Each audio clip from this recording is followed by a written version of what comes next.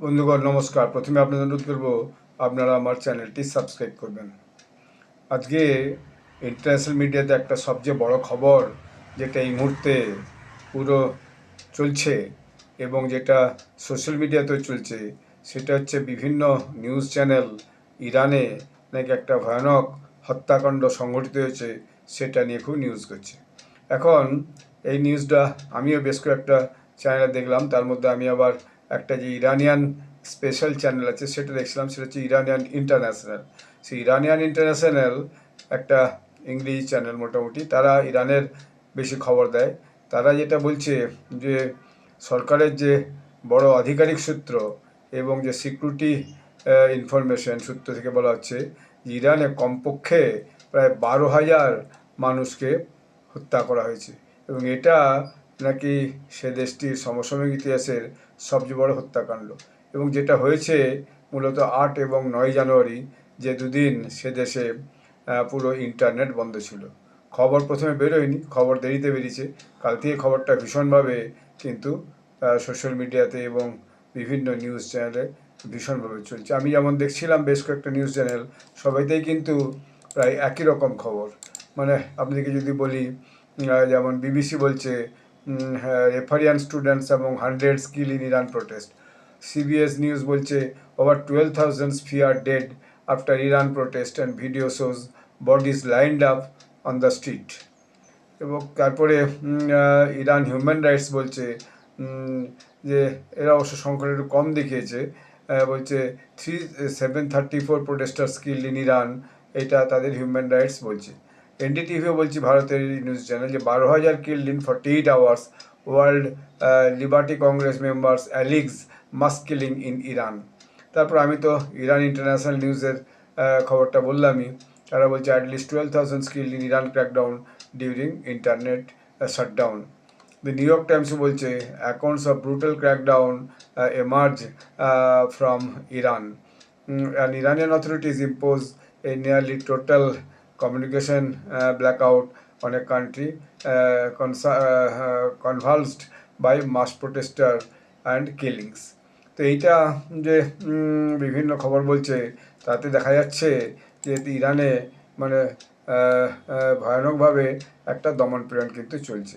এটা যে মানে ইরান ইন্টারন্যাশনাল এরা যেটা বলছে যে সুপ্রিম ন্যাশনাল সিকিউরিটি কাউন্সিল এবং রাষ্ট্রপতির কার্যালয়ের নির্ভরযোগ্য সূত্র থেকে যে তথ্য পাওয়া গেছে এবং সেটা ক্রস চেকিং করার পর বলা হচ্ছে যে ইরানে কিন্তু এই দেশব্যাপী হত্যাকাণ্ডে কমপক্ষে 12,000 মানুষ নিহত হয়েছে।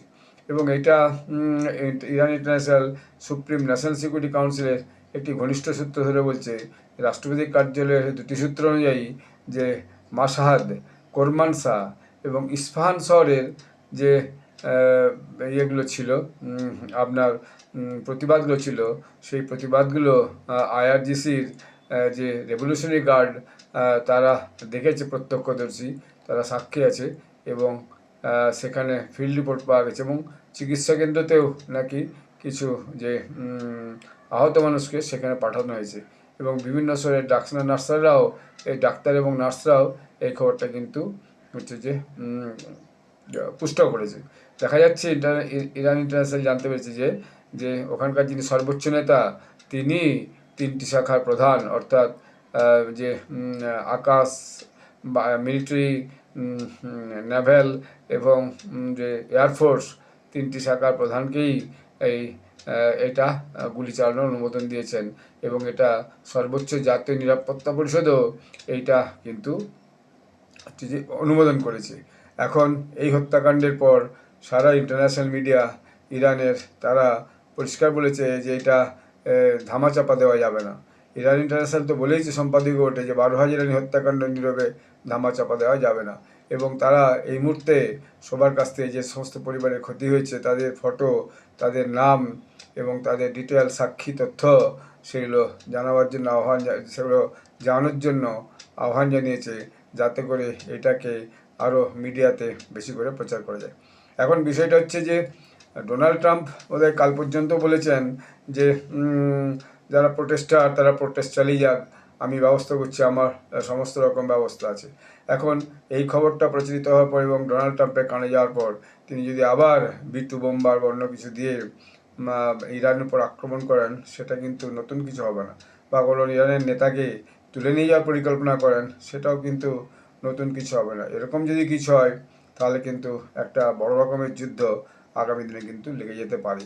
এবং এখানে সবচেয়ে ব্যাপারটা হবে, সবচেয়ে বেশি বিপদগ্রস্ত হয়ে পড়বে পাকিস্তান। কারণ পাকিস্তান যদি ইরানকে সমর্থন না করে, যে পাকিস্তানে যে ধর্মীয় নেতারা আছে তারা প্রতিবাদ জানাবে। আবার যদি আমেরিকাকে সমর্থন না করে, তাহলে আমেরিকা পাকিস্তানের তো একদম যাকে বলে গলা টিপে ধরবে। কারণ যে পরিমাণ টাকা দিয়েছে এবং যে পরিমাণ আইএমএফকে দিয়ে টাকা দেওয়া করিয়েছে এবং আগে দিনরাত পিঠ চাপড়াচ্ছে আমেরিকা, তো পাকিস্তান এখন দু নৌকোয় পা দিয়ে এই মুহূর্তে খুব বিপদের জায়গায় আছে বলে বিভিন্ন অ্যানালিস্ট বলছে। আমি শুনছিলাম, বেশ দু তিনটে ভিডিও শুনলাম, অনেকগুলো খবর পড়লাম, তাতে নাকি এরকম যদি যুদ্ধ আমেরিকা ইরানের সঙ্গে লেগে যায়, তাহলে কিন্তু সবচেয়ে বেশি বিপদ যেটা হবে সেটা হচ্ছে নাকি পাকিস্তানে হবে। তো আগামী দিনে আমেরিকা কী করবে সেটা বোঝা যাচ্ছে না। হয়তো ভেনেজুয়েলার মতো কোন সময় কোন টিম পাঠিয়ে দিল, কি কোনো এয়ারফোর্সের বিমান সমস্ত বোমা টোমা দিয়ে পাঠিয়ে দিয়ে কোথাও একটা আবার ধ্বংসলীলা চালালো কোনো মিলিটারি এস্টাবলিশমেন্টের উপর মূলত, সেইটা কিন্তু আগামী দিনে হলে কিন্তু আশ্চর্য হওয়ার কিছু নেই।